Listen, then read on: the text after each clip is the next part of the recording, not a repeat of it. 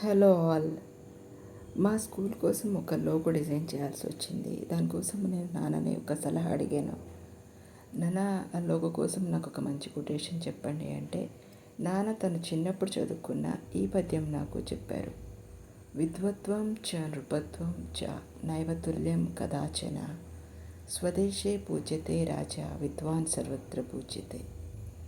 అంటే పండితుడు, రాజు వీరికి పోలికే లేదు.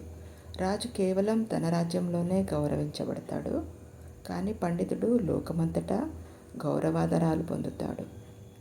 దీన్ని తీసుకొని విద్వాన్ సర్వత్ర పూజ్యతే అనే లాస్ట్ లైన్ తీసుకొని నాన్న నేను మా స్కూల్లోని ఇలా డిజైన్ చేయడం జరిగింది. విద్యాజ్యోతి విద్యార్థిని విద్వాన్గా అంటే పండితుడిగా మారుస్తుంది. విద్వాన్ అంతటా సర్వత్రా పూజించబడతాడు అని దీని అర్థం. Thank you so much for the wonderful quotation నాన్న.